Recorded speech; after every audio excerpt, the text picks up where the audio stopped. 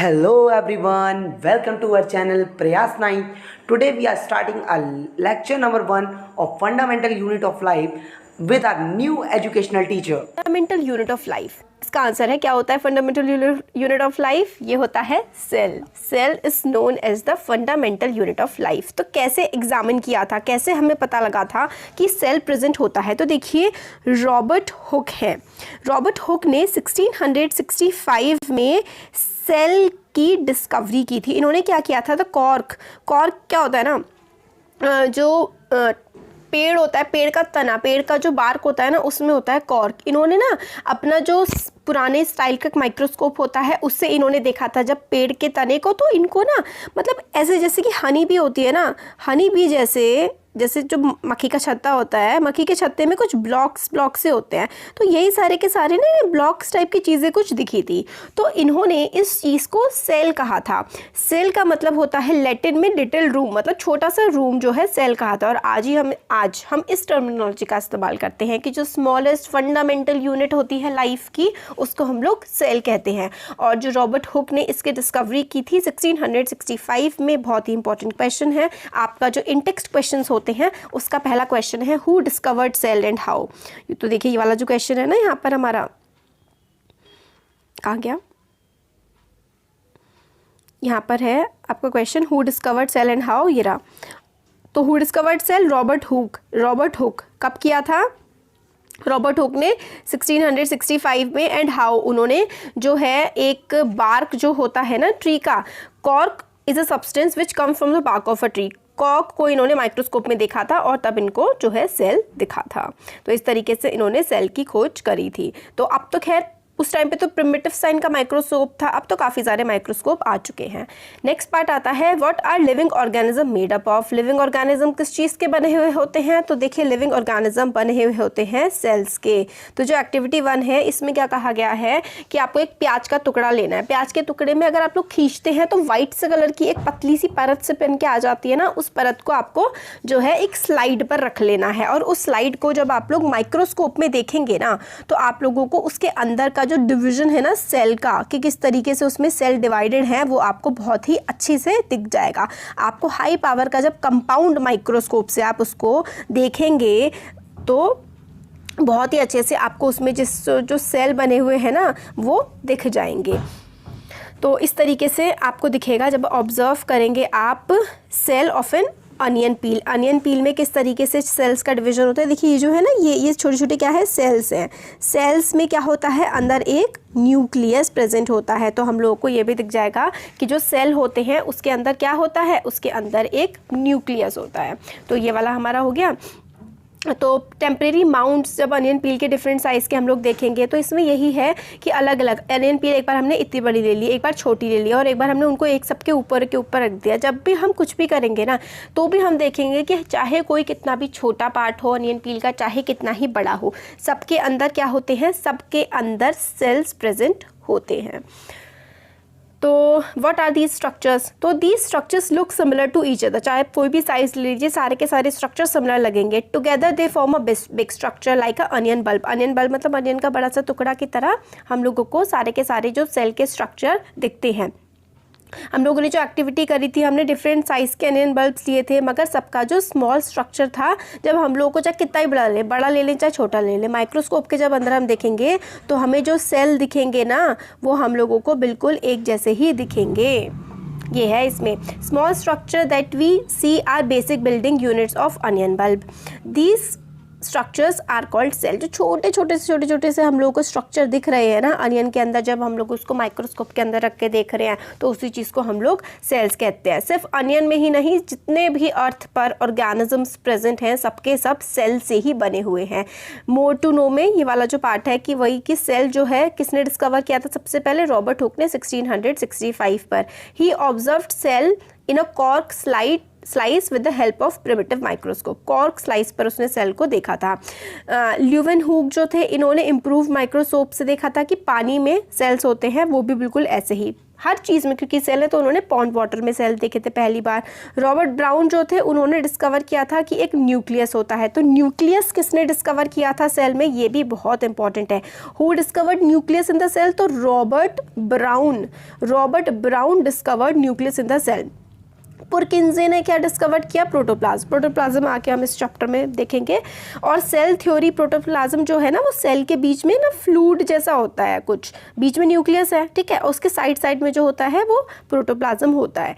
Cell theory हम लोग को बताती है कि सारे के सारे प्लांट्स और एनिमल्स जो हैं वो सेल के बने हुए हैं, and cell is known as the basic unit of life, ठीक है। ये किसने, श्लेंडर एंड श्वान जो थे इन्होंने सेल थ्योरी प्रेजेंट करी थी कि सारे के सारे जो ऑर्गेनिजम्स होते हैं वो सेल से बने होते हैं सारे, चाहे कोई प्लांट हो चाहे एनिमल हो, are composed of cells and the cell is known as the basic unit of life, ठीक है। द सेल थ्योरी आगे फर्दर सजेस्ट करती है कि सेल्स जो हैं वो प्री एग्जिस्टिंग सेल से बनते हैं, मतलब पहले से एग्जिस्ट हुए सेल थे उसमें से ही नए सेल्स जो हैं बनते जाते हैं। With the discovery of electron microscope की डिस्कवरी हो गई 1940 में, तो हम लोगों को complex structure of cell and its various organelles. अब सेल अपने आप में एक छोटी सी चीज़ नहीं होती, एक सेल है, ठीक है, उसके अंदर न्यूक्लियस है, फिर यहाँ पे साइटोप्लाज्म है, और इसके अंदर बहुत सारी चीज़ होती हैं जिसको हम लोग सेल ऑर्गेनली बोलते हैं, जैसे कि सेल वॉल होती है, न्यूक्लियस होता है, साइटोप्लाज्म, एंडोप्लाज्म, रेटिकुलम, ये सारा का सारा इसी चैप्टर में हम आगे देखेंगे। फिर वही है कि इन्वेंशन ऑफ मैग्नीफाइंग लेंसेज, हम लोगों को माइक्रोस्कोपिक वर्ड के बारे में पता लगा। जब मैग्नीफाइंग लेंसेज मिल गए तो हमें और अंदर कितनी छोटी छोटी चीज़ें हैं वो भी हमें पता लगने लगी। अब बहुत सारा देखिए, सिंगुलर सिंगल सेल ऑर्गेनिजम्स भी होते हैं और मल्टी सेलुलर ऑर्गेनिज्म भी होते हैं। जो सिंगल सेल ऑर्गेनिज्म होते हैं उसको हम लोग अमीबा कहते हैं, ठीक है, अमीबा कहते हैं, अमीबा, पैरामीशियम और बैक्टीरिया, ठीक है, पैरामीशियम, अमीबा, पैरामीशियम, बैक्टीरिया, ये सिंगल सेल ऑर्गेनिजम्स होते हैं। और मल्टी सेलुलर ऑर्गेनिज्म होते हैं जैसे कि ह्यूमन बीइंग। सिंगल सेलुलर या फिर आप उसको यूनिसेलुलर भी कह सकते हैं। यूनि का मतलब होता है सिंगल या फिर one. On the other hand काफ़ी सारे ऑर्गेनिज्म होते हैं जिसमें बहुत सारे सेल्स होते हैं, जैसे कि ह्यूमन बीइंग्स, एनिमल्स, प्लांट्स, है ना, तो वो मल्टी सेलुलर ऑर्गेनिजम्स हो गए। हर multi cellular organism has come from single cell organism. किस तरीके से सारे के सारे जो मल्टी सेलुलर ऑर्गेनिज्म हैं पहले तो वो एक सिंगल सेल ऑर्गेनिज्म ही रहे थे, और वो मल्टी सेलुलर कैसे हो जाते हैं, cells divide to produce cells of their own kind.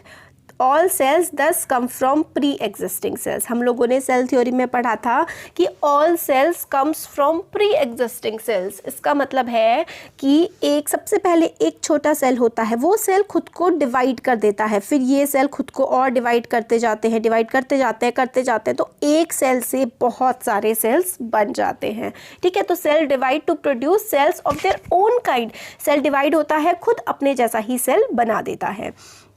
अब आगे हम लोग देखते हैं कि सेल्स जो हैं उसके बहुत सारे डिफरेंट स्ट्रक्चर्स होते हैं, जैसे कि हम लोग को दिख रहा है ये नर्व सेल है, ये आप लोगों को अभी 9th में आगे हम लोग आगे भी पढ़ेंगे नर्व सेल के बारे में नेक्स्ट चैप्टर में, 10th में भी पढ़ेंगे। आप बायो लेंगे, 11th 12th बायो लेंगे तो नर्व सेल तो चलता ही रहेगा। सेल्स अलग अलग शेप्स के होते हैं। देखिए नर्व सेल कैसा लंबा सा है, एक मोटा सा गोल सेल होता है, ओवम होता है, ये smooth cell, blood cell, bone cell, अलग अलग शेप्स के सेल्स होते हैं। तो some organisms can have cells of different kinds, जैसे कि ह्यूमन बींग्स में जो सेल होते हैं वो अलग अलग तरीके के होते हैं, हम लोग ये इसमें देख रहे हैं। जो शेप होता है सेल का, साइज होता है, are related to specific function they perform. मतलब जो भी शेप एंड साइज होता है ना सेल का, वो उस पर डिपेंड करता है कि वो फंक्शन क्या परफॉर्म कर रहा है, मतलब जो उसका काम होगा उसके हिसाब से ही सेल की शेप एंड साइज होगी। कुछ सेल्स होते हैं जैसे कि अमीबा तो खुद की शेप को चेंज करता है, अमीबा ऐसे भी हो सकता है, अमीबा ऐसा भी हो सकता है, अमीबा ऐसा भी मतलब अलग अलग शेप का अमीबा हो सकता है। वो अपनी ज़रूरतों के हिसाब से अपनी शेप को चेंज करता रहता है। कुछ केसेस में जो सेल होते हैं कुड बी मोर और लेस फिक्स्ड और peculiar from a particular type of cell. कुछ सेल होते हैं जो अपनी शेप चेंज नहीं कर पाते, जैसे कि नर्व सेल है, उसकी टिपिकल शेप होती है। हम लोगों ने देखा था ना नर्व सेल, मैं आपको बताई थी, बहुत पढ़ेंगे आप इसके बारे में। इस टाइप से जो है क्या बना दिया ये देखिए, ये नर्व सेल है, ये नर्व सेल की एक पर्टिकुलर शेप है, ये अपनी शेप को चेंज नहीं कर सकता है। बहुत सारे सेल्स जो अपनी शेप को चेंज कर सकते हैं, ठीक है। तो ईच लिविंग सेल जो होती है, हर लिविंग सेल के पास कैपेसिटी होती है परफॉर्म करने का basic function that are characteristic of living forms. हर सेल के पास अपनी कैपेसिटी होती है कि वो अपने बेसिक फंक्शंस को परफॉर्म करता है जो पूरे के पूरे लिविंग फॉर्म के लिए ज़रूरी है। अब इसका क्या मतलब है, देखिए आपकी बॉडी में बहुत सारे सेल्स हैं, हर सेल अपना काम अपने अंदर करता रहता है और सारे के सारे सेल्स मिल करके जो काम कर रहे हैं वो पूरे के पूरे एक लिविंग फॉर्म को चला रहे हैं। मतलब आपके अंदर बहुत सारे सेल्स काम कर रहे हैं और हर सेल का जो काम है वो आपकी पूरी बॉडी को चला रहा है। अब how does the living cell perform their basic function. अब ये जो सेल हैं वो किस तरीके से अपने बेसिक फंक्शन को परफॉर्म करते हैं। बेसिक फंक्शन का मतलब है अपना जो डेली का काम होता है किस तरीके से करते हैं। हम लोग जानते हैं जैसे कि डिवीजन ऑफ लेबर होता है मल्टी सेलुलर ऑर्गेनिज्म में, जैसे कि ह्यूमन बीइंग। अब डिवीजन ऑफ लेबर क्या हुआ, आपके घर में जैसे कि सपोज करिए अगर आपकी मदर जो है वो होम मेकर है, मतलब वो घर का काम कर रही है, खाना बना रही है, बाकी सारे घर के काम कर रही है, आपके फादर पैसे कमा रहे हैं, तो ये डिवीजन ऑफ लेबर हो गया ना। डिवीजन ऑफ लेबर का मतलब होता है सब अपना काम बांट के कर लेते हैं। इसी तरीके से हमारी बॉडी के जो सेल्स होते हैं वो भी डिवीजन ऑफ लेबर को फॉलो करते हैं। डिफरेंट ऑर्गन जो है ह्यूमन बॉडी के वो डिफरेंट काम करते हैं। जैसे कि हमारा हार्ट जो है वो ब्लड की पंपिंग करता है, मतलब पूरे हमारी बॉडी में ब्लड को पहुंचाता है। हमारा स्टमक, हमारा पेट खाने को डाइजेस्ट करता है। इसी तरीके से हर सिंगल सेल जो है वो डिवीजन ऑफ लेबर में पार्टिसिपेट करता है। इनफैक्ट हर सेल जो है उसका अपना एक स्पेसिफिक काम होता है। विद सेल है ना, सेल के अंदर बहुत सारे ऑर्गेनली होते हैं, उन सेल ऑर्गेनली का अपना अपना अलग अलग काम होता है। Each kind of cell organelle perform a specific function such as making of new material in the cell, clearing up the waste material in the cell and so on. Cell के अंदर बहुत सारी चीज़ें होती हैं जो अपना अपना काम कर रही होती है। जैसे कि कुछ का काम होता है नए सेल्स को बनाने का काम करना, कुछ का काम होता है जो गंदगी हो गई है सेल में उसको साफ करना, है ना। तो हर सेल, जैसे ह्यूमन बॉडी के अंदर बहुत सारे ऑर्गन्स हैं। ऑर्गन कैसे बने हुए, ऑर्गन बहुत सारे सेल्स से मिलकर के बने हुए हैं, तो हर कोई अपना अपना काम कर रहा है। इसलिए सेल के अंदर भी बड़े सारे ऑर्गेनलीज होते हैं जो अपना अपना काम कर रहे होते हैं। Cell is able to live and perform all its function because of these organelles. Cell के ऑर्गेनलीज होते हैं जिसके बारे में हम अभी आगे चैप्टर में पढ़ेंगे। सेल अपना काम इन ऑर्गेनलीज की वजह से ही कर पाता है। ये सारे ऑर्गेनलीज जब मिल करके आते हैं तो बनाते हैं the basic unit called the cell. तो बेसिक यूनिट का मतलब हो गया जो सबसे छोटी यूनिट है जिसकी वजह से लाइफ फॉर्म चल रही है, वो होती है basic unit. It is interesting that all cells are found to have the same organelles no matter what their function is or what organ they are found in। तो मतलब बड़ी इंटरेस्टिंग सी चीज़ है कि जो सेल ऑर्गेनलीज होते हैं ना, ये सारे के सारे सेल्स में बिल्कुल सेम होते हैं, चाहे वो हर ऑर्गेनली हर जगह जा करके काम अलग अलग करता है। जैसे सपोज करिए आप स्कूल में अलग तरीके से बिहेव करते हैं, पेरेंट्स के सामने अलग तरीके से बिहेव करते हैं और फ्रेंड्स के सामने अलग तरीके से, मगर हैं तो आप ही ना।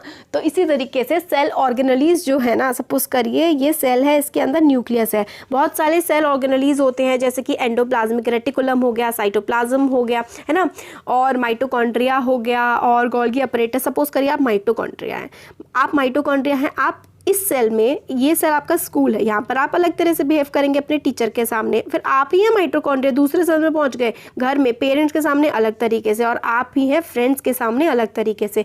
तो हर सेल ऑर्गेनली अलग अलग सेल्स में अलग अलग तरीके से अलग ऑर्गन में जा करके अलग तरीके से बिहेव करता है जिस तरीके से उसको करने की ज़रूरत होती है। तो बहुत ही होशियार होता है, तभी तो आप होशियार हैं, आप भी तो सेल से मिल करके बने हुए हैं, है ना। तो ये हम लोगों ने सेल के बारे में, सेल के ऑर्गेनली के बारे में एक तरीके से चैप्टर का बेसिक था ये वाला, कि चैप्टर में आगे हम लोग क्या पढ़ेंगे। हम लोग सेल के बारे में और पढ़ेंगे, endoplasmic reticulum, mitochondria power house of the cell होता है, ये सारी की सारी चीज़ें हम लोग आने वाला वीडियो में देखेंगे। तो वीडियो कैसा लगा ज़रूर बताइएगा, अच्छा लगा लाइक करिए, चैनल को सब्सक्राइब करिए, अपने फ्रेंड्स के साथ भी शेयर करिए। Thank you.